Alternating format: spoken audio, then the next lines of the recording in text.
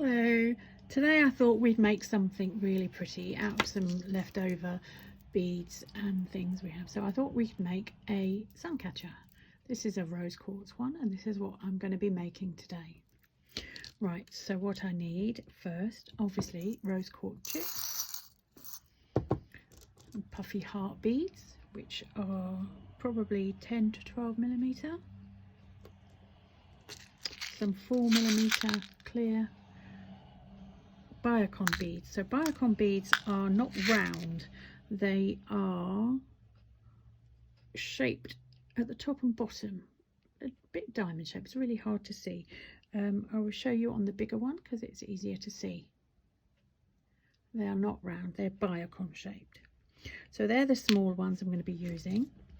And then to make the pendant in the middle, I will use 2 slightly bigger ones. We also need some crimps, which I'll show you how to use in a little while. A ball head pin, which this one is 38 millimeter, and it has a ball on the end as opposed to a loop, and it's flat the other end for you to do your loop at the end when you've finished. I also decided to join the link here with a split pin. This is a 10 millimeter split pin, which is looped, as you can see, as opposed to a jump ring, which is one loop round and it opens at one end. The main reason I decided to use the jump ring as opposed to the split ring is the size, because obviously I needed to join the sizes together there, all the loops together. So I decided it would be easier to use a slightly bigger one. So let's put that one away, we're not using that one. Then these are offcuts of memory wire from making wire bracelets. Memory wire bracelets look like this. You thread loads of beads on, and I don't like waste, so whatever was left I've decided to make these loops using the memory wire. Then I've got my snips, I've got my round nose pliers, I've got my long nose pliers and my flat pliers. Right, so the first thing you need to do is to create a loop at one end of your memory wire like this. And I'm going to show you how to do it on this spare piece, and I can do it at both ends so you can see. Right, let's just bring that in a little bit. There you go. Right, so memory wire is quite stiff and it obviously holds its shape as in memory wire. So you get your pliers, your round nose pliers, decide how big you want your loop. Now I don't want it too big because I don't want it to be seen too much, and obviously in here the big loop in the middle is what you'll see. So and then you'll need to roll your pliers towards you. It's quite stiff, so you have to try hard. And then take your pliers out. Once you've done that first bit, take your pliers out, turn your hand round, and then you'll be able to roll it all the way around the other way, but you have to hold on tight. You have to keep going and going until it joins. It doesn't quite join, so I have to have another little go at it. And it's getting closer, but it's because it's stiff wire and it's memory wire, it likes to go back into the shape. So you really have to give it a big bit of force. There you go. That loop is okay, doesn't matter that it's bent at the top because it's going to go into the other loop. Right, so I'll show you how to do that once more with the wire at the other end, because this bit I could have used to make a necklace, but I'm going to show you how to make the loops with it again. So just show you again, put that in, really turn it until you're twisting your wrist, and take your pliers out and have another go. And turn it right round till it touches. See, again, it's not touching. You have to really make it go round. I've made it go a little bit too far. This is not a problem because hopefully it'll come back round. There you go. See, if I opened it out too much, which is typical of me. I'll close it up, and there, a little bit more, and now it's closed. Okay, so now I've got a loop at both ends. So now we've made our loop. You can see I've got my loop here. Okay, then we need to thread on. Let's just move this one out of the way. Thread on our rose quartz. Now, it doesn't matter what size rose quartz you use. These are probably medium-sized chips. You can get ones that are really small and ones that are really bigger than this and rounder. But you just select whatever one you want. If they don't want to fall, if they don't want to go on, if you drop them or they fall off or you can't thread them on, then maybe they don't really want to go on that in that particular place. And obviously crystals sometimes have energy of their own, and that crystal will then not want to go in. As you can see, I'm having a bit of problem with some of mine, but that's okay, because the next one I pick up will want to go in. And you just keep threading them on. I like to select ones of similar size and shape next to each other, but it really doesn't matter, because these crystal chips are all different sizes and shapes, and that's one of the things that I really like about the crystal chips. These are quite well, see, I'm not going to use that one because it might break and then there would be a gap, so that one will be used for something else. So I'll put that to one side and use it for another craft idea. Quite often use chips that haven't got holes to be the base of crystal trees. So this bit is a bit boring, so I might speed it on a little bit.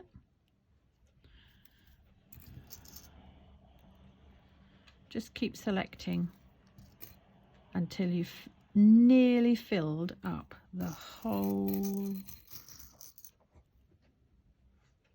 loop. You don't have to use rose quartz. You could use any crystal chips that you had. Sometimes it's nice to make different coloured ones, colourful ones.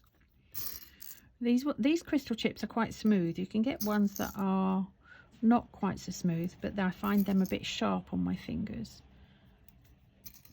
And obviously when you're doing things like this, quite often your hands go through a lot, hence no fingernails. Just keep threading them on. Rose quartz is a really loving crystal. It's not just about loving others or getting people to love you. It's about self-love and the fact that you need to love yourself, and helps you have that feeling of peace, although you wouldn't think so the way I keep dropping them. They are it's quite a soothing crystal, and it's quite nice to just hold them and choose them. And there's really no right or wrong when you're choosing the crystal.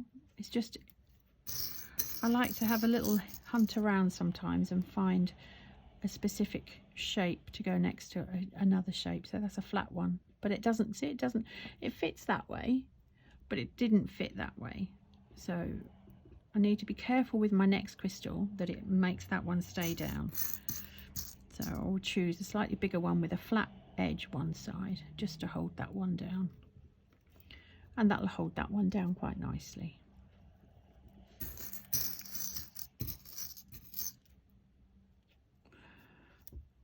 Rose quartz has quite a good healing property, as in it will help you appreciate yourself and learn to accept yourself as you are.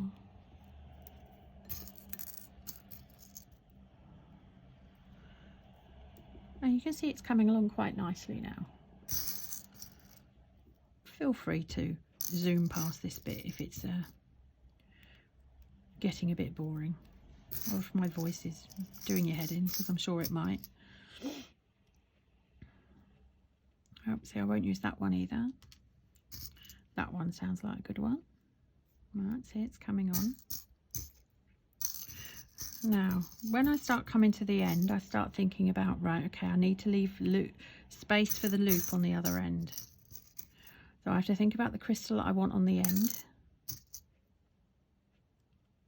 So obviously I want one that would give it a flat area for it to loop against. Like this one, see, it's got a flat bit there that I looped it against. And I would want the same for the other side. Okay, so now I'd think about the last one I'm going to put on. Oh, that one looks like quite a nice one. And once it's looped, there's maybe almost space for one more on there.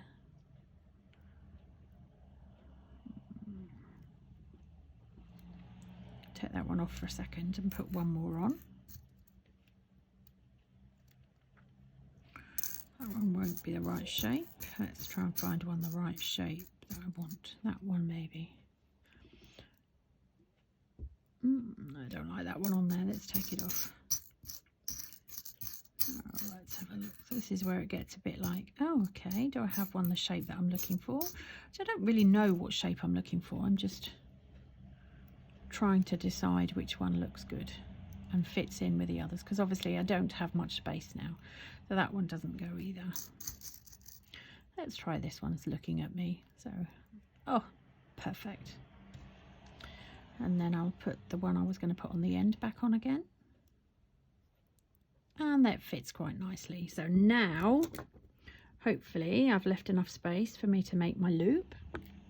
So I shall put the round nose pliers on and really turn it, and then take them out, turn them round, and then make sure I pull that right in.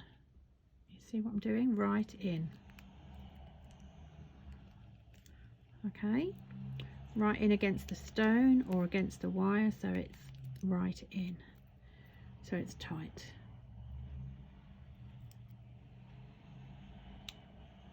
Okay, so that will make the loop. So now I need to make the pendant part of it. So this is where I'll use my eye pin. Okay, and this is just really easy. I will select one of these. I'm not sure which one. I quite like that one actually, and put that on. Now I tried different ways and different things and ways of putting the beads and things on here, but I found that I liked doing the big bead first and then the small bead, but there's nothing to stop you doing it the other way around, doing the small bit, or just doing some small beads and not doing the big bead at all.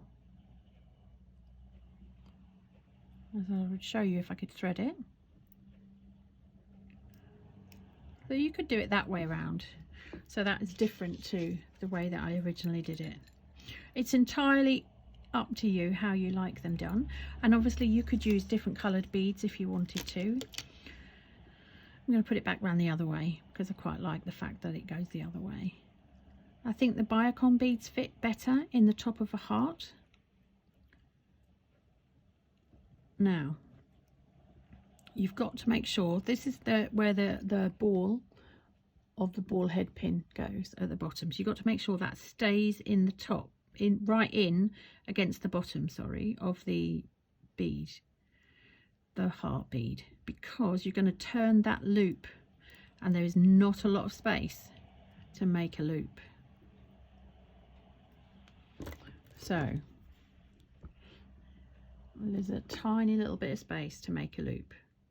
So I'm going to make a loop. I'm going to make sure that that ball head stays in there. Otherwise we won't have enough wire to make a loop.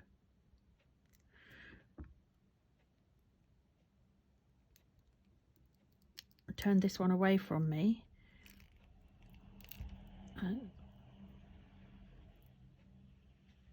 Just so that you can see that tiny little loop. and it's gone against the bead. Okay, so the loop's made.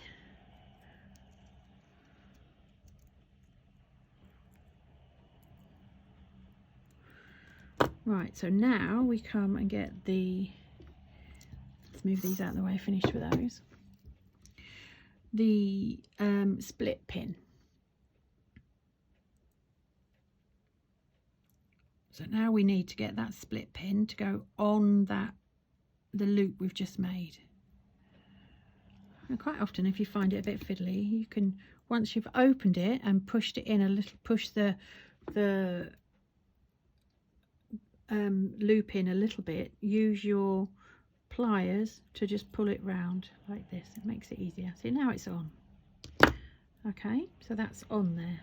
So we also need to attach it to this. So we'll do the same.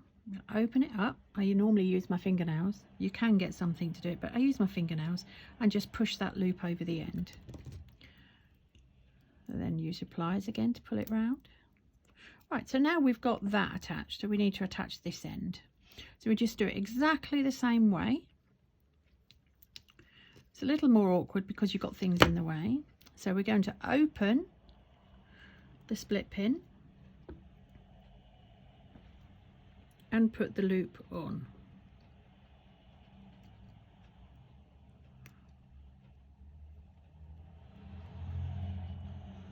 Okay, so you might find it handy to use your round nose pliers again to pull it through.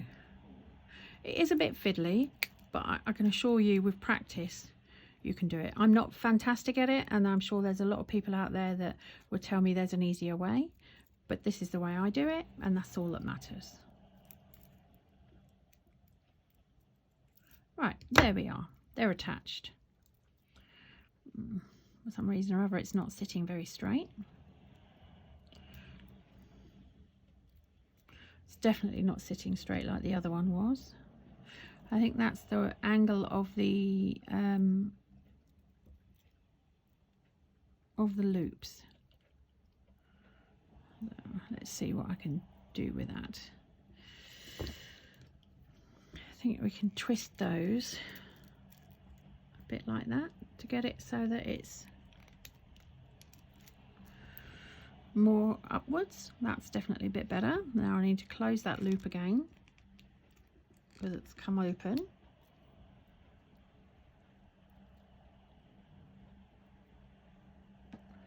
Right, that's a bit better. Just make sure that that loop there is really closed.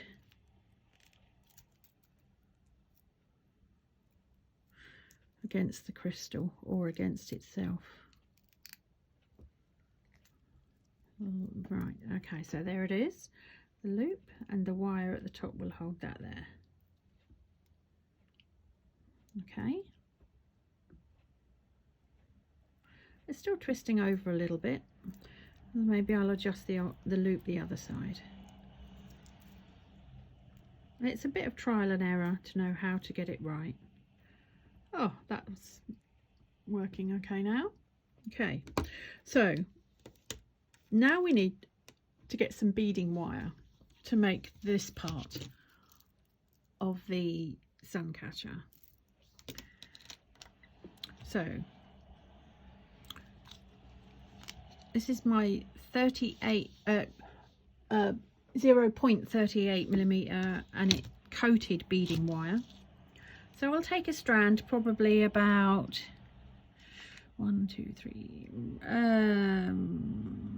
8 inches maybe in length and snip it off.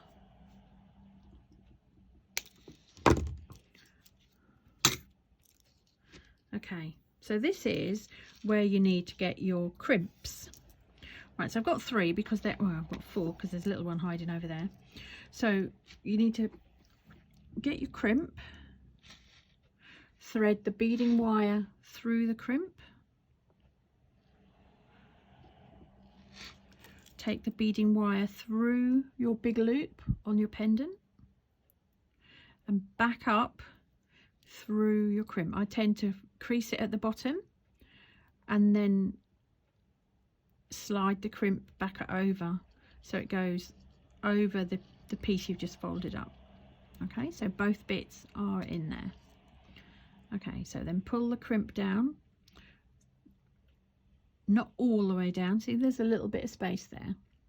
Okay, then get my flat nose pliers, and I'm gonna, some people use crimping pliers, but I find it's easier to use the flat pliers. Okay, and then you squash the crimp and it will hold the wire both sides. I'm going to trim off that little bit of excess. Make sure you only trim the short one, not the long one. Otherwise you'll have to start all over again. Right, so now you've got your tiger tail attached to your loop. Okay, this is, so I can move those out the way, so we need those again in a moment.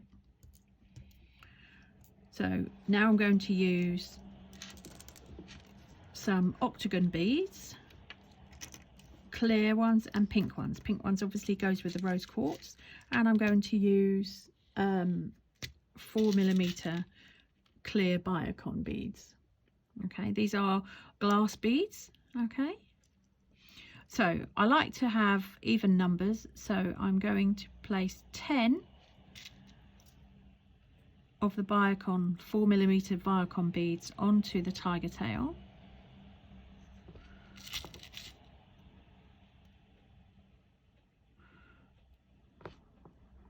Fiddly, but it's worth it in the end.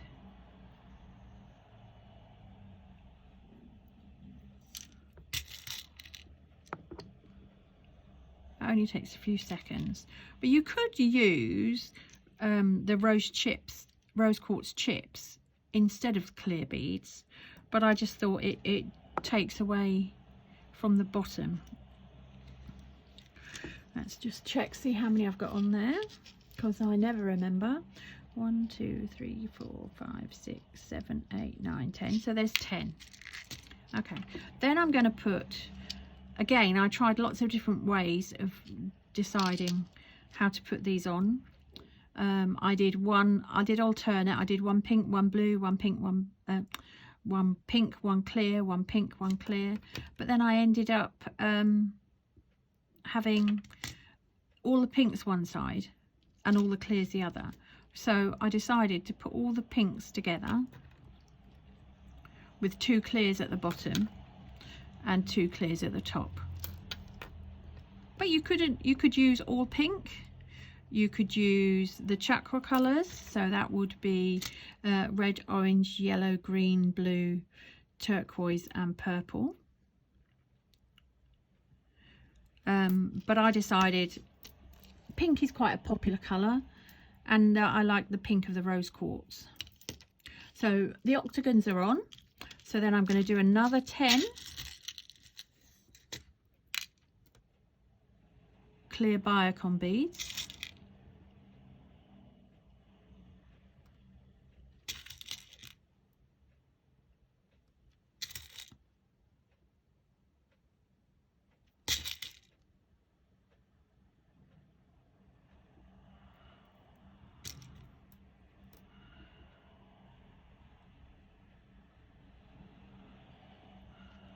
Should really have some music playing.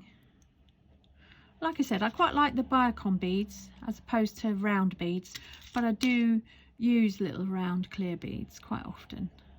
I just think the biocons have that little bit more glitz. So that should be 10 if I've counted right. So let's check. 2 4 6 8 10. That's 10. Right, so now we've got all the beads on there that we've got, and we've still got a bit of tiger tail left at the end. So this is where you get your last crimp and you slide it onto the tiger tail. So there's your crimp on. Okay, so slide it down to where the bead is, just above it. See, there's a little tiny bit of space. Then you take the other end of the tiger tail and just poke it through that crimp. It doesn't matter if the crimp moves, because you can move it yourself afterwards. You can move it back down. See, now it's gone possibly a little bit too far, but I'll put the tiger tail through. Doesn't matter, the tiger tail could go into the bead below it. It's fine as long as it crimps, and if it comes out, just give it a little tug just to make sure that all the beads have moved down, because the last thing you want is to crimp your tiger tail up there and have a gap, because then everything will slide around. So let's make sure everything's down there. Push some tiger tail through the crimp so there's a bit hanging out. This loop will make it so that you've got a hanging loop at the top. Right, so let's move the crimp back down. And using the round nose pliers, I can the flat nose pliers, I can move it down a little bit more, and then squeeze it and give it 2 squeezes. So I've got a little bit of a gap, but it's only a little gap.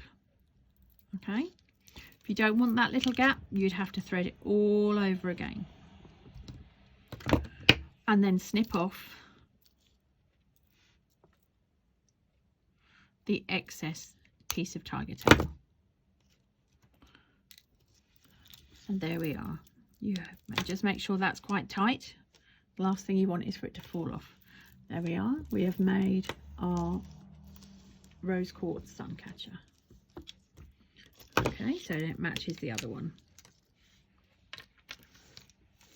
Okay, you can use, like I said, you could use amethyst, and I'm sure I'll make an amethyst one at some point.